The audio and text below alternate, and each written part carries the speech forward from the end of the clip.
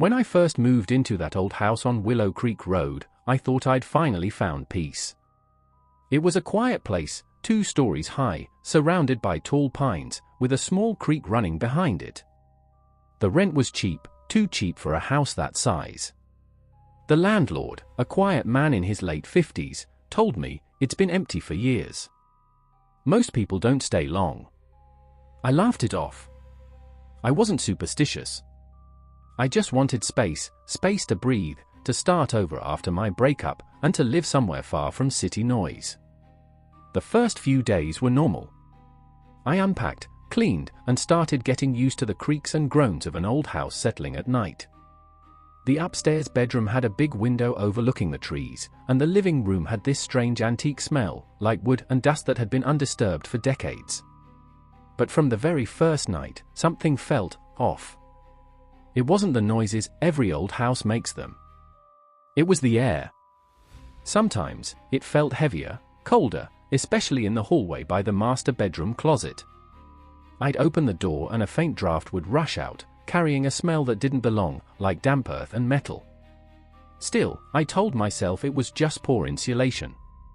One evening, after unpacking the last of my boxes, I decided to finally organize that closet. It was deeper than a normal one. The floorboards inside creaked louder than anywhere else in the house. I pushed my coats and storage bins to one side, and that's when I noticed a faint outline on the back wall. It wasn't wallpaper or paneling. It was a seam, thin, rectangular, running from floor to ceiling. Like a door that had been plastered over and painted. I remember kneeling down, running my fingers over it. The paint chipped easily, revealing old wood beneath. My heart started racing.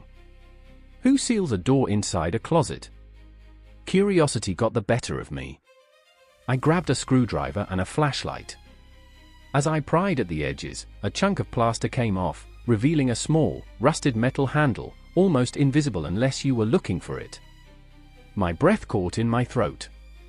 I shouldn't open this, I thought. But another part of me, the part that needed to know, ignored that instinct. The handle was cold, too cold. When I pulled, it resisted, then gave way with a groan that echoed through the walls. Dust rained down as the hidden door swung inward, revealing a narrow stairway leading down into pitch-black darkness. I hesitated, flashlight trembling in my hand. The air seeping up from below was colder than any basement should be, and carried that same metallic smell I'd noticed before. I tried to tell myself it was just an old root cellar. But the stairs looked wrong. They weren't concrete or wood. They were stone. Smooth, grey stone.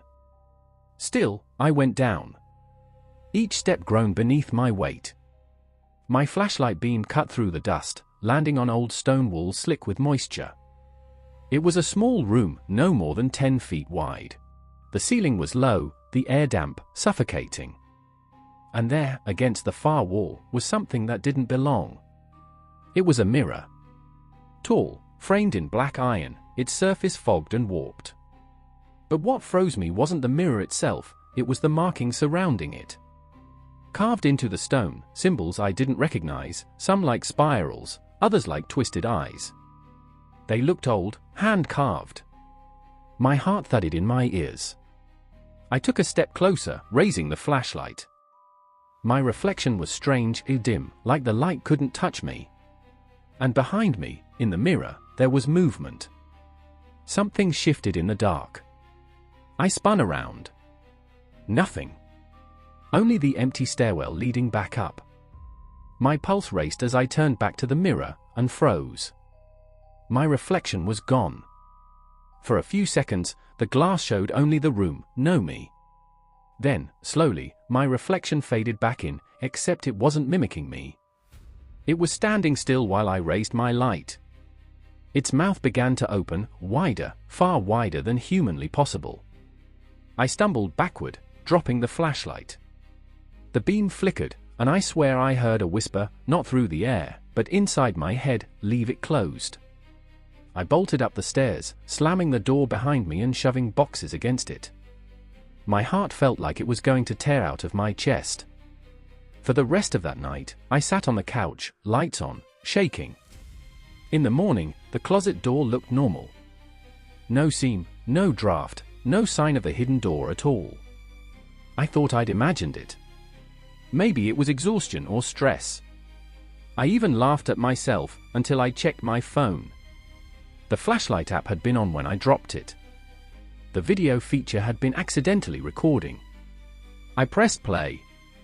The footage showed my hand holding the light, the dark stairwell, the mirror, and then, as I ran, a brief frame, just 1 second, of something stepping out of the mirror. It wasn't human.